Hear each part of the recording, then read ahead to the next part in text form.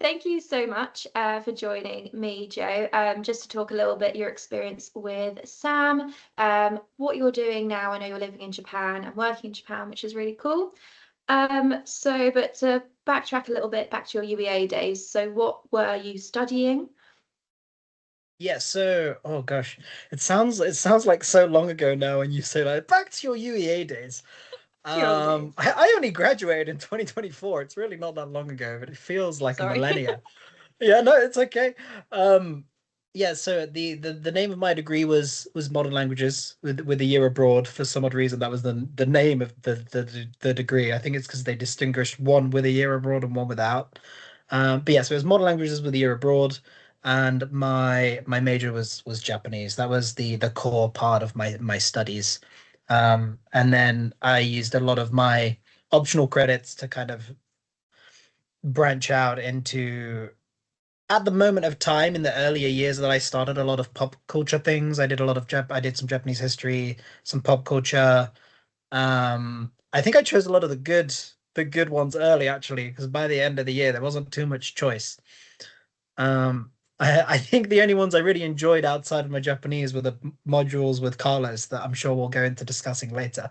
Yeah, no, go on. Um, but yeah, so that's what I studied. What I'm doing right now is I'm teaching in Japan. I really enjoyed living here on my abroad year. On my abroad year, I lived in Tokyo and I managed to get back to Tokyo with the company that I'm working with now. And how did I end up here?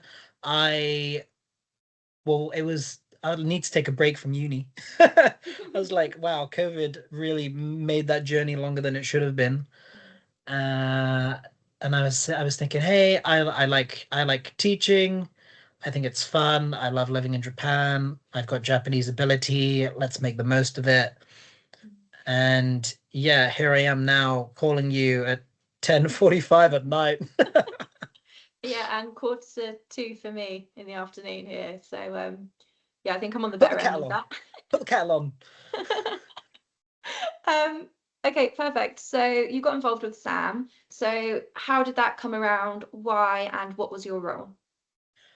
So I, as I mentioned, I took in my final year, I took two of Carlos's modules. I took his media accessibility in I can't remember if it was semester one or two, but like the subtitling for people with hard of hearing or like Mhm. those sorts of issues. And then another semester I took the translation and subtitling. Mhm. And so that's how I learned about Sam. I was Carlos's student. He advertised it. I had really big interest in translation at the time. I thought that was at the time, that was my end goal after the university was, to do adaptation or translation work. That's where a lot of my interest was. And I was one of the intern coordinators. So yeah, no, it was good. Um, Oh gosh, I'm forgetting the names of everyone that was with us now when I was there. I know. Oh gosh, That's fine. was We're it Anna? going I'm to pretty sure it fact was check Anna. you after. Yeah, no, yeah, you're gonna have to. If you go on the website, I promise I'm there. I'm not lying.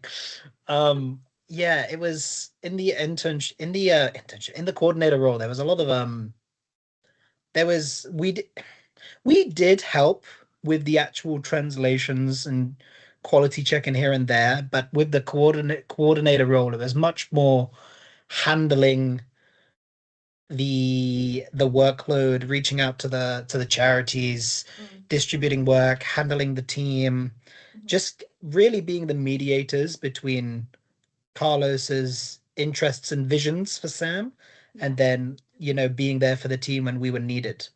Mhm. And yeah, it was I guess it was oh yeah, we also did the social media as well. It was I guess it was kind of a mix between HR and like social media, as well as like we had to reach out to some charities here and there and advertise what Yeah. what we did. So I guess that's a little bit of sales maybe. Mhm. um but in terms of the actual nitty-gritty translation part, that was the volunteers. Yeah. Yeah, it's Yeah. still the same. My role is basically exactly as you've just said, with a lot of the social media side and things like that as well, and contacting charities. So that's great. And so, what are you doing now? And where are Yeah, you now? I'm teaching. I can't, yeah, it's okay. I can't remember if I said it. Yeah, I'm teaching right now. I'm teaching adults and children. Mhm. I won't say the name just in case it comes back and bites me in the butt. I don't know the laws here on what I'm allowed to say and what I'm not allowed to say. But yeah, no, I really enjoy it. I teach adults and children, from very young 6 months old children with their parents slash guardians, all the way up to super high level grammar based English.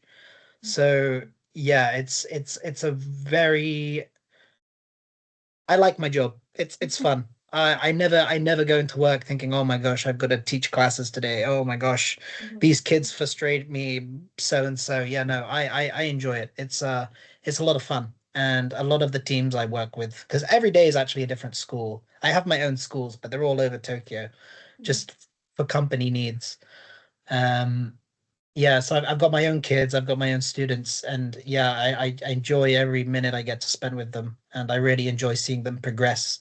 Especially we're approaching the end of the academic year, Mhm. so and it's wild to see the progress that some of my students have made, kids and adults.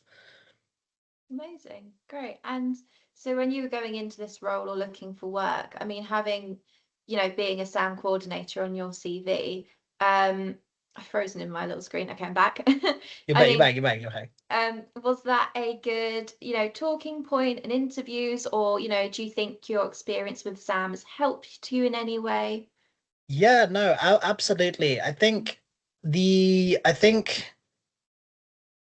a big a big thing that companies are looking for when they're hiring overseas is aptitude.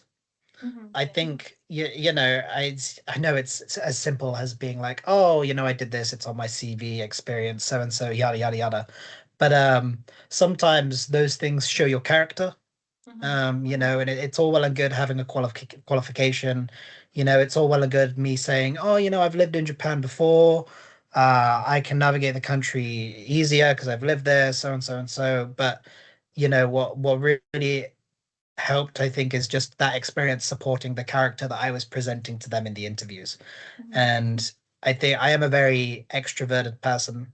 I love my video games, but I'm a very extroverted person. I enjoy communicating, which, I guess that makes sense for being an English teacher as well. Hmm. Um, but yeah, it was having that experience on there was also good. And it's been really valuable for other avenues that I'm trying to explore right now. I am leaving my current job in a couple of months to do something else more bilingual related. So it's definitely good to have that experience on there. Hmm. Yeah, definitely. Um, that sounds great. And what is your next job then? Is that in Japan? Is that over here? It is in Japan. I am staying. Again, I won't say the name of the company because again, I Mhm. don't know what I'm allowed to say. But I am joining a recruitment consultancy firm. Interesting. And what's that going to involve? So the company specializes in reaching out to bilinguals in multiple different sectors. They've IT, finance, uh, they're all escaping me now. Pharmaceuticals. I'm joining a specific team within the company. But what we do is what I said like what we do like I've started. What the company does is there's like an internal library of people that have sent in CVs. The job is also to approach people that look good, on LinkedIn or other platforms, and also to create new partnerships with businesses that are, they could be domestic businesses from in Japan that are trying to Mhm. branch out with more English speakers, or um they could be foreigners who have Japanese ability and are trying to create a career within the Japanese job market. So Mhm. it kind of works both ways. And I'm very excited to start that because I get to use my knowledge a little bit more, and I get to use Japanese in my workplace, I guess, again as well. I don't use Japanese at work that often right now because we're not allowed to in front of the children. Yeah. We don't want them to know we speak Japanese because then they'll come into class screaming Japanese and they won't learn any English. Mhm. Um, but yeah, yeah, no, I'm really looking forward to it. It's definitely more in line with what I did with Sam actually, like reaching out to people, creating connections, offering up services, Yeah. making the correct matches between what a company wants and maybe we can offer, what the company can offer as as far as candidates go. So, but it's also I've got no official experience in it. It's very much an entry level role. So there's definitely a lot for me to learn. Mhm. And I think again, having Sam out on that CV shows how adaptable I've been at Yeah. doing different tasks. So it's yeah, I think it was one of the things that helped me propel myself into the role. Yeah, it's good because I think a lot of the real life experience and skills that you're using are almost being replicated from some of the things that you did in SAM, just being applied in a slightly different way. So yeah, I think that really speaks to the benefits of being a coordinator, as well because you have support from other people as well while you do that. Whereas when you go into the working world, you may not, especially if like you're a freelancer, you've got yourself to rely on and you want to be confident in what you're doing to be efficient. So yeah, that's great and really interesting to hear that you're on to really great, wonderful things. Yeah, And it was kind of the pivot because, like I said, I was yeah, interested in like localization adaptation, and yeah, when I got here, I was actually applying for like localization roles at games companies. Like mhm, it was something I was actively searching for. I was, mhm, I was dipping my toes in different ponds, and I was kind of trying to plan what I wanted to do after I felt like I'd finished teaching. mhm, I've already felt like I finished teaching. I've enjoyed it, but I'm ready to like grow the bilingual career. yeah, So it's yeah, but I guess I kind of realized that I wanted to do recruitment along the way as I was applying for other things. Being on LinkedIn, making connections, asking questions, learning about the industries. yeah, So whilst I still have an interest in adaptation and translation, I've realized it's more, I guess, more of a hobby as yeah. opposed to something I wanted to do career wise.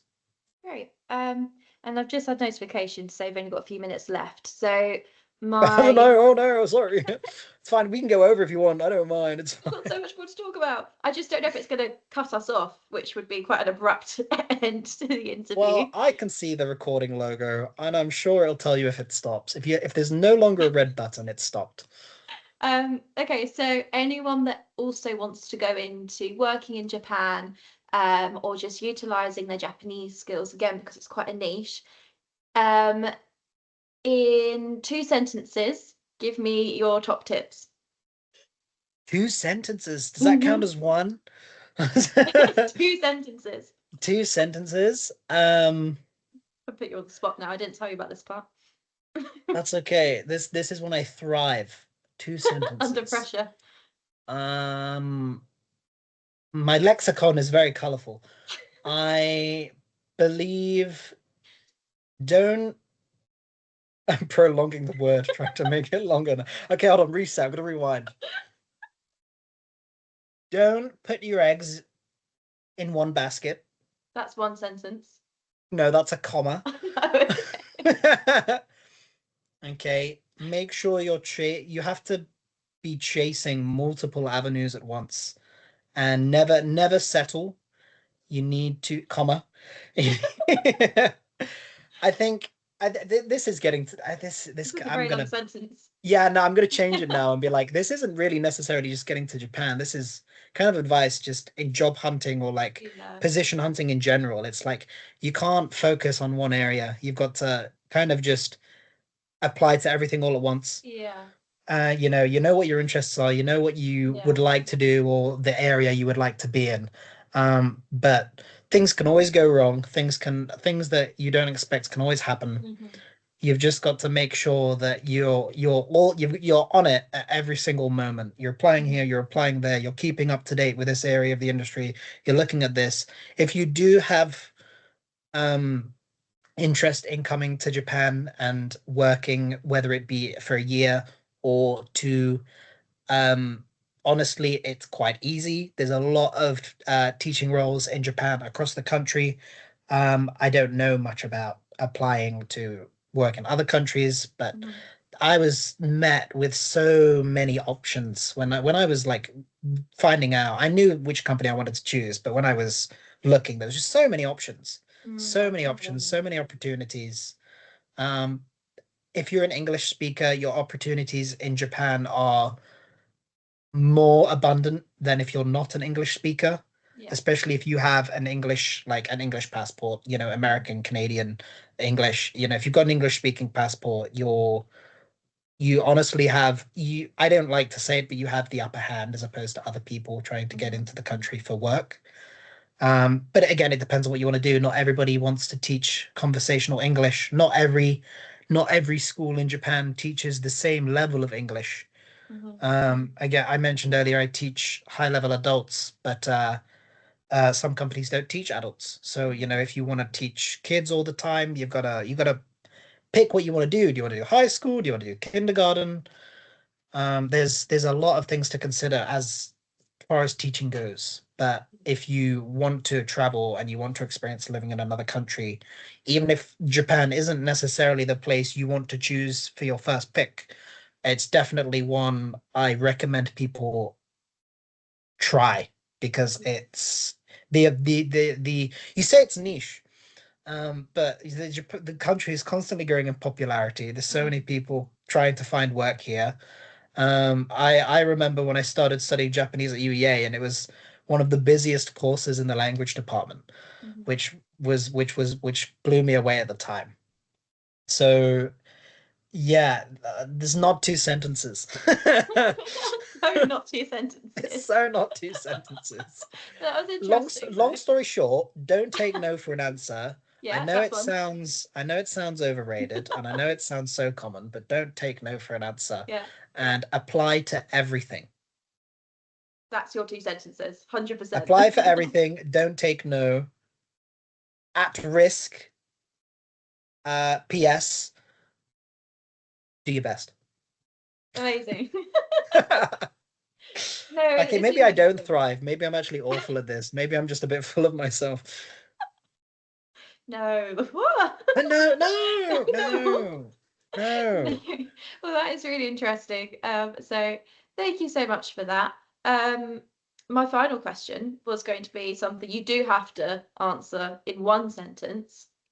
Um, and it can be the thing you think is most important. Why do you think supporting access to audiovisual media is important in one sentence?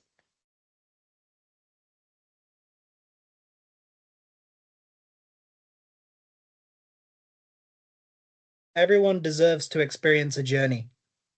Perfect. Amazing. That was great. So you can do it. Well done.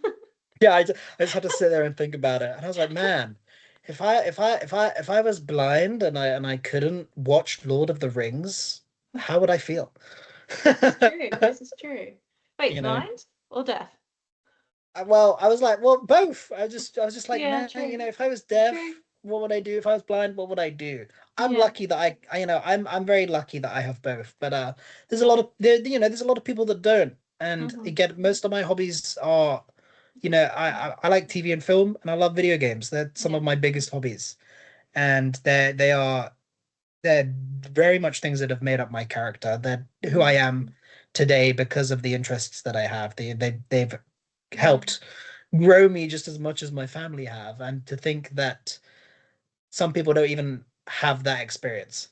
They don't Hmm. have the ability to have that experience. They don't have the Hmm. option to have that that that experience. So Yeah. it's good that Sam is a supporter of that, Hmm. and Yeah, making absolutely. sure that everybody has access to media. Yeah, exactly. And as you said, we, are fortunate enough now to be able to see, to be able to hear, but also as you go through the journey of your life, that's not always going to be guaranteed. And I think if that were to happen to me one day, I'd like to think that there'd be other people more fortunate than me that are allowing me to have access to films and whatever it might be. Because again, I absolutely love films, love music and things like that as well. So yeah. really important that we do help other people in that sense, which is a great part of Sam, and I think is a really fulfilling part of being like a coordinator or a volunteer. And obviously we work with so many amazing charities. So yeah, it's great. Thank you so much for that. It's been really, really helpful, and hopefully that is inspiring to anyone that watches this interview.